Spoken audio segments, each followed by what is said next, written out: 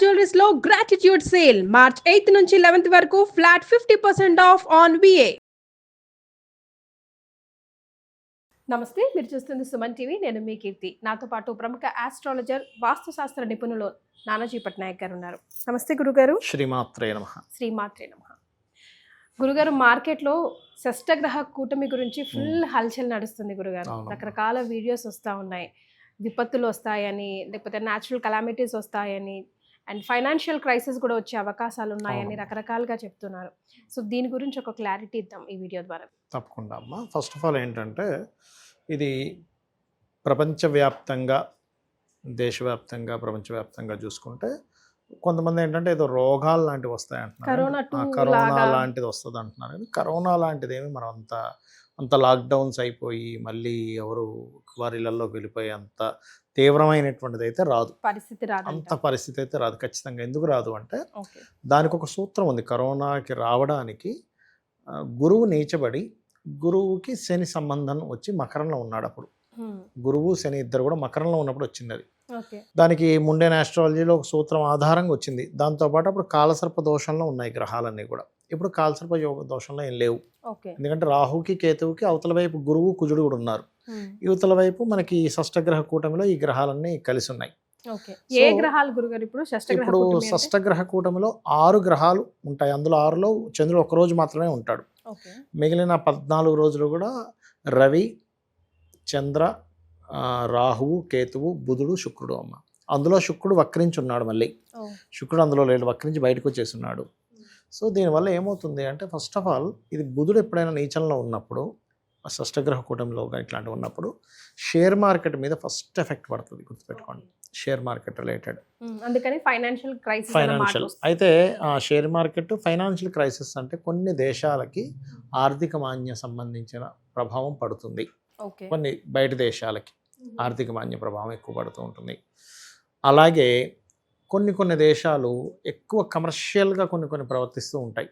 మీరు ఇన్ని డబ్బులు కట్టాల్సిందే అని కొన్ని చోట్ల మనం మరి ఇంత స్వార్థంగా ప్రవర్తిస్తున్నాయా అంటే, ఈ షష్టగ్రహ కూటమి ఉన్నంత కాలంతో పాటు ఒక 2 నెలల పాటు, 2-3 నెలల పాటు ఉంటుంది దీని ప్రభావం.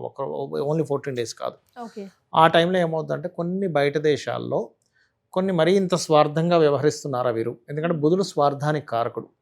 ఎవరికైనా జన్మజాతకంలో మెర్క్యూరీ కనుక పాడయ్యాడు అనుకోండి, వాళ్ళ పర్సనల్ చార్ట్లో వాళ్ళు చాలా సెల్ఫిష్గా ఉంటారు. అరే ఏమిటి ఇంత సెల్ఫిషా, కనీసం మొహం కూడా చూడట్లేదే. అలాంటి ఫలితాలు జన్మజాతకంలో బుధుడు పాడైతే ఇస్తుంది. ఎవరైనా మనల్ని మోసం చేస్తారు అనేది ఎట్లా చూడొచ్చు అంటే, జన్మజాతకంలో బుధుడు పాడయ్యాడు అనుకోండి వాళ్ళ జన్మజాతకంలో, వాళ్ళు ఖచ్చితంగా అవతల వాళ్ళని మోసం చేస్తారు. అంటే నీతి న్యాయం ఉండదు. అలాగే మోసపోయే వాళ్ళది కూడా ఎలా ఉంటుందంటే, జన్మజాతకము చంద్రుడు పాడవుతాడు వాళ్ళకి. చంద్రుడు మనసుకు కారకుడు. చిన్నపిల్లలాగా ప్రతిదీ నమ్మేస్తారు వీళ్ళు. నమ్మిన వాళ్ళని మోసం చేయగలుగుతారు ఎవరైనా కదా. సో చంద్రుడు పాడైన వాడేమో మోసపోతాడు, బుధుడు పాడైన వ్యక్తి మోసం చేస్తాడు. ఆ రకంగా ఈ నావీ లేకపోతే నీళ్ళల్లో వెళ్ళేటువంటి కొన్ని ఇవి ఉంటాయి, పడవలు కావచ్చు అని. ఇవి కొన్ని ఏమవుతుందంటే, వాటర్ రిలేటెడ్ సంబంధించిన వాటికి గురవడం. అంటే సడన్గా ఎండ మంచి ఎండాకాలం, మంచి ఎండ ఉండగా ఏదో ఒక తుఫాన్ లాగా, లేకపోతే ఒక సునామీ లాగా, లేకపోతే ఒక జల సంబంధించినవి ఎక్కువగా వస్తాయమ్మా. ఎందుకంటే జలరాశుల్లో జరుగుతుంది. ఈ షష్టగ్రహ కూటమి ఏ రాశుల్లో జరుగుతుంది అనేటువంటిది తీసుకోవాలి ప్రధానంగా మనం. దాంతోపాటు కుజుడు కూడా నీచ పొందుతున్నాడు కాబట్టి ఈ షష్టగ్రహ కూటమి సమయంలోని, ప్లస్ ఈ శని రాహువులు మీనంలో ఉన్నప్పుడు కుజుడు కూడా నీచంలో ఉంటున్నాడు కాబట్టి, పర్టికులర్గా ఇది ఏంటంటే కొంచెం బార్డర్లో ఉండేటువంటి వీళ్ళకి, ఇది సైన్యానికి, వీళ్ళ మీద ఎఫెక్ట్ చూపిస్తూ ఉంటుంది. యువకులు పర్టికులర్గా ఈ జలరాశుల్లో గ్రహాలు ఉన్నప్పుడు నీటి ప్రదేశాలకు వెళ్ళినప్పుడు చాలా జాగ్రత్తగా ఉండాలి. ఈ మధ్య ఏదో కింద ఉండే ఫిష్, చాలా లోతులో ఉండే ఫిష్ ఏదో బయటకు వస్తుంది. కేరళలో అయితే ఒడ్డుకు వచ్చేస్తున్నాయి. ఇవన్నీ జల సంబంధమేనమ్మా ఇవన్నీ. ఎందుకంటే ఆల్రెడీ ఆల్రెడీ రాహు సంచరిస్తున్నాడు కదా మీనంలో. అది కాకుండా కుజుడు నీచపడి మళ్ళీ వెనక్కి వెళ్ళి మళ్ళీ నీచంలోకి వస్తున్నాడు కదా. అందుకని సముద్రాల్లో, నీటిల్లోని చిత్ర విచిత్రాలు కనిపిస్తూ ఉంటాయి. బట్ ఏదైనా ఈ షేర్ మార్కెట్ చేసేవాళ్ళు పర్టికులర్గా 13 ఏప్రిల్ వరకు కొంచెం జాగ్రత్తగా ఉండాలి. ఎందుకంటే షేర్ మార్కెట్లో ఫ్లక్చువేషన్స్ ఏర్పడతాయి. కారణం ఏమిటంటే, బుధుడు నీచబడి ఉన్నాడు. ఫస్ట్ ఆఫ్ ఆల్ ఈ షష్టగ్రహ కూటమిలో ఏ గ్రహం నీచంలో ఉందంటే బుధుడు నీచంలో ఉన్నప్పుడు బుధుడు షేర్ మార్కెటింగ్ కారకుడు. ఎవరి చాట్లో అయినా బుధుడు బాగాలేడు అనుకోండి, వాళ్ళు షేర్ మార్కెట్ జోలికి వెళ్ళకూడదు. వెళ్తే ఇబ్బంది వస్తుంది వారికి. షేర్ మార్కెట్ జోలికి వెళ్ళకూడదు, కమ్యూనికేషన్ రిలేటెడ్ సంబంధించిన బిజినెస్లు పెట్టకూడదు బుధుడు బాగోపోతే. ఇప్పుడు సెల్ ఫోన్స్ ఇట్లాంటివి ఉంటాయి, లేదా మార్కెటింగ్ రిలేటెడ్, అడ్వర్టైజ్మెంట్ రిలేటెడ్ జోలికి బుధుడు బాగాలేని వారు వెళ్ళకూడదు. బుధుడు బాగుంటే మళ్ళీ మంచి ధనయోగం వస్తుంది. బుధుడు బాగున్న వ్యక్తి మంచి వాగ్దాటి ఉంటుంది వాళ్ళకి, మంచి వాక్ చాతుర్యం ఉంటుంది వాళ్ళకి, మంచి బుద్ధి చాతుర్యం ఉంటుంది.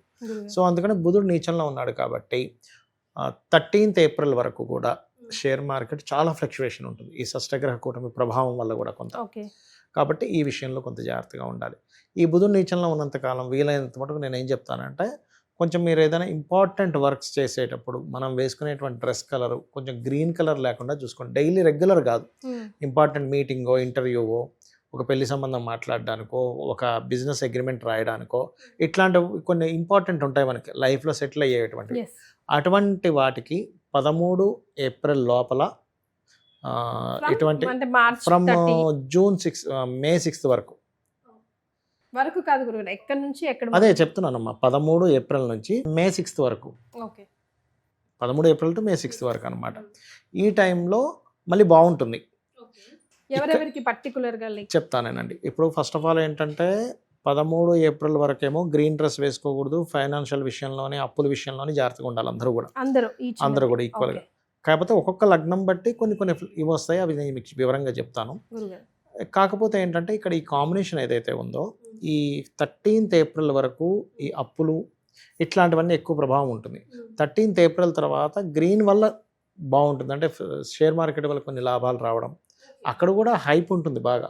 కాకపోతే ఏంటంటే ఇక్కడంతా డౌన్ ఫాల్స్ ఎక్కువగా ఫ్లక్చువేషన్స్ ఉంటాయి, అక్కడేమో బాగా హైక్ ఉంటుంది షేర్స్ విషయంలో. ఎందుకంటే బుధుడు నీచభంగ రాజయోగం పొందుతాడు. శుక్రుడు ఎప్పుడైతే స్ట్రైట్ అవుతాడో 13 ఏప్రిల్ నుంచి మే 6 వరకు నీచభంగ రాజయోగంలో ఉంటాడు బుధుడు అక్కడ.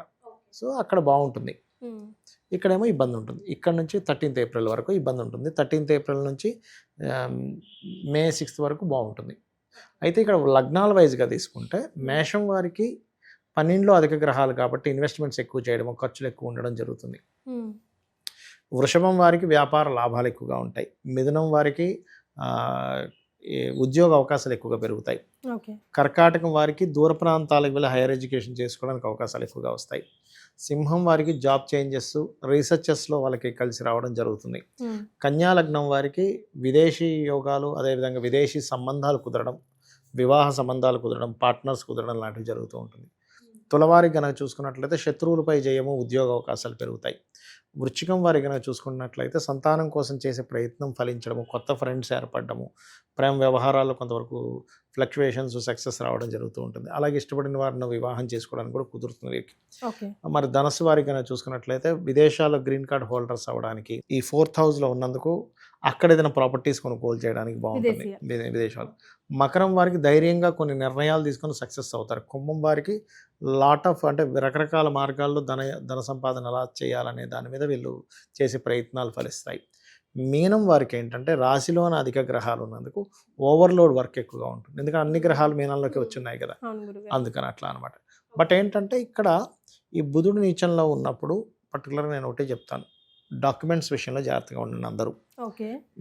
కమ్యూనికేషన్ చేసేటప్పుడు క్లియర్ కమ్యూనికేషన్ పెట్టుకోండి, మధ్యవర్తిత్వంగా ఉండకండి. ఈ జాగ్రత్తలు ఖచ్చితంగా తీసుకోవాలి అందరూ కూడా. సో ఈ రాశి వారికి ఆ రాశి వారికి అని కాకుండా ప్రతి ఒక్కరికి ప్లస్ ఆర్ మైనస్ ఏదో ఒక ఎఫెక్ట్ అయితే పడుతుంది. అందరికీ మరి సరిపడా ఏదైనా రెమెడీస్ ని కూడా సూచించండి. మంచి ప్రశ్న అడిగారు. రెమెడీ అంటే ఏం లేదమ్మా, ఎక్కువగా నవగ్రహాల్లో బుధ, కుజ, కేతు గ్రహాల దగ్గర దీపారాధన చేయడం మంచి ఫలితం ఇస్తుంది. బుధవారం కానీ మంగళవారం. పర్టికులర్స్ ఏమైనా ఉన్నాయా గురుగారు? బుధ మంగళవారాలు. అండ్ అలాగే గోశాలకు వెళ్ళి గోవులకి క్యారెట్స్, బెల్లము, అదేవిధంగా గోంగూర, గ్రాసము వీటిని తినిపిస్తే మంచిది.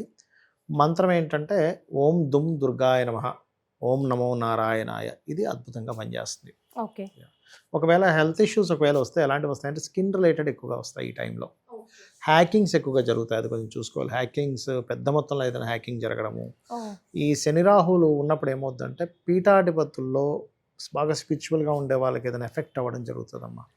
పెద్ద తరహాలో ఉండే పీఠాధిపతులకి ఎఫెక్ట్ ఇస్తుంది ఈ గ్రహ కూటమి కానివ్వండి, శని రాహులు మీనంలో ఉండడం కానివ్వండి, ఇట్లాంటివి ఇస్తుంటుంది కొంత. యాక్చువల్గా ఈ మీనరాశిలోకి శని సంచారం ఏమవుతుందంటే ఫ్యూచర్ మీరు గమనించండి,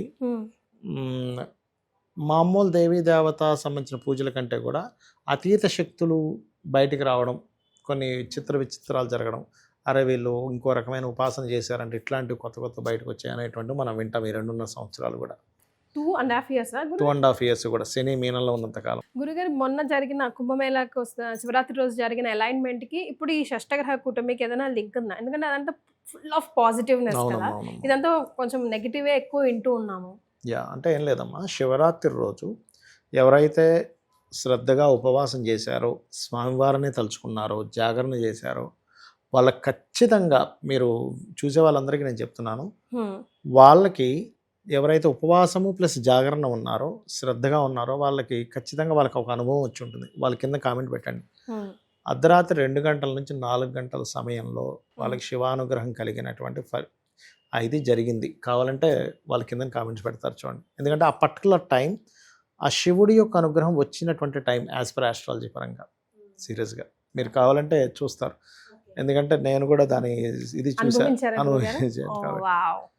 ఓకే, రైట్. సో షష్టగ్రహ కూటమి వల్ల కొన్ని పాజిటివిటీస్, కొన్ని నెగిటివిటీస్ ఎక్కువ ఉన్నాయి. ఎక్కువ నెగిటివిటీ ఉంది కాబట్టి గురుగారు చెప్పింది ఫాలో చేసుకుంటే నెక్స్ట్ అట్లీస్ట్ ఇబ్బంది ఉండకుండా ఉంటుంది. చాలా సంతోషం గురుగారు. ధన్యవాదాలు. శ్రీమాత్రే నమః.